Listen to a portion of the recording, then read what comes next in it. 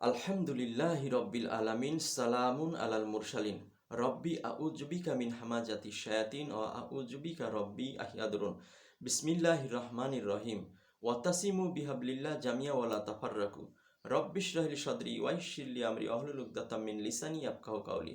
প্রিয় মুসলিম ভাই বোনেরা, আপনাদের সকলের উপর আল্লাহ সুবহানাহু ওয়া তাআলার পক্ষ থেকে শান্তি বর্ষিত হোক। সালামুন আলাইকুম। আমি এখন কুরআনুল কারীম থেকে খুব সংক্ষিপ্তভাবে মুসলিম উম্মার মতানৈক্যের কারণ, ফলাফল এবং মুসলিম উম্মাকে ঐক্যবদ্ধ করার উপায় সম্পর্কে আলোচনা করব। আসুন প্রথমেই জেনে নিই মুসলিম উম্মার কিছু প্রধান প্রধান দলের নাম। প্রথমত, মুসলিমরা দুই ভাগে বিভক্ত হয়, শিয়া এবং সুন্নি। শিয়ারা আবার তিন ভাগে বিভক্ত হয়, ইসনা আশারিয়া, ইসমাইলি এবং জাইদি। সুন্নিরা আবার চার ভাগে বিভক্ত হয়, হানাফি, মালিকি, শাফি, হাম্বেলি। এই সমস্ত দল থেকে আরও অসংখ্য দল সৃষ্টি হয়। কত দল যে সৃষ্টি হয়েছে এ বিষয়ে একমাত্র আল্লাহ সুবহানাহু ওয়া তাআলাই ভালো জানেন।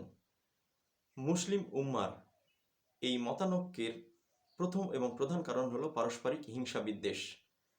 সূরা আল বাকারা 2 নম্বর সূরার 213 নম্বর আয়াত, সূরা আলী ইমরান 3 নম্বর সূরার 19 নম্বর আয়াত, সূরা আশ-শুরা 42 নম্বর সূরার 14 নম্বর আয়াত, সূরা আল জাসিয়া 45 নম্বর সূরার 17 নম্বর আয়াত। আর আমি তাদেরকে দ্বীনের যাবতীয় বিষয়ে সুস্পষ্ট নিদর্শনাবলী পাঠিয়েছিলাম। তাদের কাছে কেবলমাত্র জ্ঞান আসার পর পারস্পরিক হিংসা বিদ্বেষবশত তারা মতবিরোধ তৈরি করেছে। তারা যে বিষয়ে মতবিরোধ তৈরি করেছে, তোমার রব কিয়ামতের দিন তা ফায়সালা করে দিবেন। সুতরাং আমাদের কাছে সুস্পষ্ট নিদর্শনাবলী অর্থাৎ কোরআন আসার পর আমরা জেনে বুঝে নিজেদের মধ্যে পারস্পরিক হিংসা বিদ্বেষবশত দল তৈরি করেছি, আর আল্লাহ সুবহানাহু ওয়া তাআলা কিয়ামতের দিন ফায়সালা করে দেবে কোন দলটা সঠিক। আসুন এবার 2 নম্বর কারণ কি সেটা জানার ও বোঝার চেষ্টা করি। 2 নম্বর কারণ হচ্ছে কুরআনুল কারীম থেকে দূরে থাকা বা কুরআনুল কারীমের বিধান মেনে না চলা। সূরা আল আনাম 6 নম্বর সূরার 70 নম্বর আয়াত, আর তুমি পরিত্যাগ করো তাদের যারা নিজেদের দিনকে গ্রহণ করেছে খেলতামাশার বস্তুতে আর প্রতারিত করেছে যাদেরকে দুনিয়ার জীবন। তুমি তাদেরকে কুরআন দিয়ে উপদেশ দাও যাতে কোনো ব্যক্তি তার কৃতকর্মের জন্য ধ্বংসের শিকার না হয়। সূরা আজ-জুকরুফ 43 নম্বর সূরা 44 নম্বর আয়াত। নিশ্চয় এই কুরআন তোমার এবং তোমার কওমের জন্য উপদেশ, আর অচিরেই তোমরা এই কুরআন সম্পর্কে জিজ্ঞাসিত হবে। সুতরাং কুরআন আমাদের জন্য উপদেশবাণী, সেটা আমাদেরকে আমাদের জীবনে বাস্তবায়ন করতে হবে, তবেই আমরা ঐক্যবদ্ধ হতে পারব। 3 নম্বর কারণ হিসাবে বলতে পারি বাপদাদা বা পিতৃপুরুষদের অনুসরণ করা। সূরা আল বাকারা 2 নম্বর সূরার 170 নম্বর আয়াত এবং সূরা আল মাইদা 5 নম্বর সূরার 104 নম্বর আয়াত।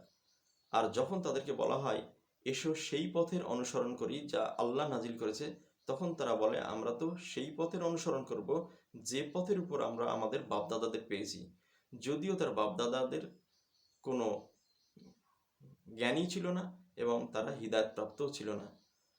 অর্থাৎ অধিকাংশ মানুষ পথভ্রষ্ট হয়েছে কেবলমাত্র বাপদাদাদের অনুসরণ করতে। আল্লাহর কিতাব অর্থাৎ আল্লাহর নাজিলকৃত কিতাব ছেড়ে দিয়ে বাপদাদাদের অনুসরণ করতে গিয়েই মানুষ বিভক্ত হয়েছে। 4 নম্বর কারণ হিসাবে বলতে পারি যে মানবরচিত গ্রন্থের অনুসরণ করা। সূরা আল বাকারা 2 নম্বর সূরার 78 এবং 79 নম্বর আয়াত। তাদের মধ্যে অনেকেই রয়েছে নিরক্ষর, যারা মিথ্যা আকাঙ্ক্ষা ছাড়া কিতাবের কোনো জ্ঞান রাখে না, তারা শুধু খেয়াল খুশির অনুসরণ করে। সুতরাং ধ্বংস তাদের যারা নিজ হাতে কিতাব লিখে এবং বলে এটি আল্লাহর পক্ষ থেকে, যাতে তারা সামান্য মূল্য গ্রহণ করতে পারে। সুতরাং ধ্বংস তাদের হাত যা লিখেছে তার জন্য এবং তারা যা উপার্জন করে তার জন্য। এখান থেকে আমরা স্পষ্টভাবে বুঝতে পারলাম যে কিছু মানুষ গ্রন্থ লিখে লিখে বলে এটা আল্লাহর পক্ষ থেকে, আর আমরা যখন সেই গ্রন্থ অনুসরণ করি তখন আমাদের মধ্যে মতপার্থক্য দেখা দেয়। আরও একটা কারণ উল্লেখ করতে পারি, যেটা হচ্ছে নবী রাসূলদের আনুগত্য না করে ইমামদের আনুগত্য করা।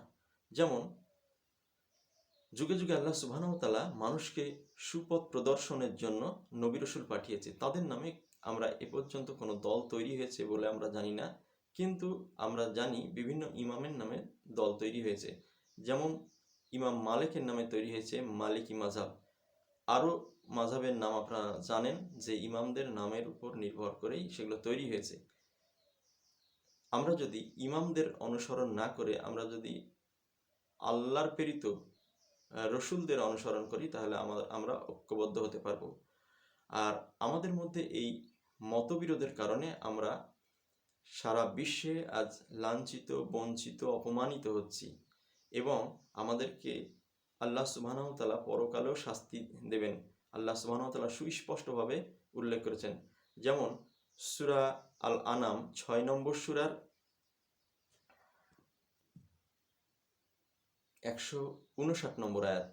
সেখানে বলা হয়েছে, নিশ্চয় যারা নিজেদের দিনকে খণ্ড বিখণ্ড করেছে এবং দলে দলে বিভক্ত হয়েছে তাদের সাথে তোমার কোনো সম্পর্ক নাই, তাদের বিষয়টি তো আমার হাতে। সুতরাং আল্লাহ সুবহানাহু ওয়া তাআলা আমাদেরকে সতর্ক করেছেন, নবীকে বলে দিয়েছেন যে তাদের বিষয়ে তোমার কোনো দায়িত্ব নেই। সূরা আলে ইমরান ৩ নম্বর সূরার ১০৫ নম্বর আয়াত। নিশ্চয়ই যারা নিজেদের দিনকে খণ্ড বিখণ্ড করেছে এবং দলে দলে বিভক্ত হয়েছে তাদের জন্য রয়েছে কঠোর আযাব। সুতরাং আমরা যারা দল তৈরি করেছি আমাদের জন্য পরকালেও অপেক্ষা করছে ভয়ঙ্কর আযাব অর্থাৎ জাহান্নাম। আমাদেরকে এতে থেকে বেরিয়ে আসতে হবে। আমরা একমাত্র ঐক্যবদ্ধ হতে পারবো যদি আমরা আল্লাহ সুবহানাহু ওয়া তাআলার নাজিলকৃত কিতাব কুরআনুল কারীমকে দৃঢ়ভাবে ধারণ করতে পারি। আমি আমার বক্তব্যের শুরুতেই একটা আয়াত বলেছি, অতাসিমু বিহাবলিল্লাহ জামিয়া ওয়ালা তাফাররাকু, তোমরা আল্লাহর রজ্জুকে শক্ত করে ধরো, পরস্পর বিচ্ছিন্ন হয়েও না। আল্লাহ সুবহানাহু ওয়া তাআলা বলেছেন, ইয়া আইয়ুহাল্লাযিনা আমানুত্তাকুল্লাহা হাক্কা তুকাতিহি ওয়ালা তামুত্তুন্না ইল্লা ওয়া আনতুম মুসলিমুন। হে মুমিনগণ, তোমরা আল্লাহকে ভয় করো ভয় করার মতো, আর তোমরা মুসলিম না হয়ে মৃত্যুবরণ করো না। সুতরাং আল্লাহ সুবহানাহু ওয়া তাআলা আমাদেরকে একদম কঠোরভাবে বলে দিয়েছেন যে তোমরা মুসলিম না হয়ে মৃত্যুবরণ করো না।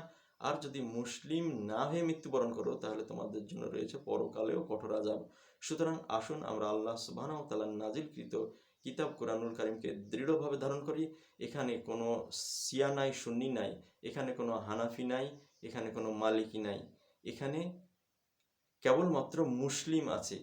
অর্থাৎ এই কিতাবকে যদি আমরা দৃঢ়ভাবে ধারণ করতে পারি আমরা মুসলিম হতে পারবো, আমাদের মধ্যে ঐক্যবদ্ধ ফিরে আসবে, আমরা এই পৃথিবীতেও সম্মানের সহিত বেঁচে থাকতে পারবো, পরকালে আল্লাহ সুবহানাহু ওয়া তাআলা আমাদের জন্য নেয়ামত স্বরূপ জান্নাত উপহার রেখেছেন, সেখানে আমরা প্রবেশ করতে পারবো। আল্লাহ সুবহানাহু ওয়া তাআলা যেন আমাদেরকে ইহকাল ও পরকালে সফলতা দান করেন। আমি আমার বক্তব্য এখানে ইতি করলাম। ও আখিরু দাওয়ানা আনিল হামদুলিল্লাহি রাব্বিল আলামিন।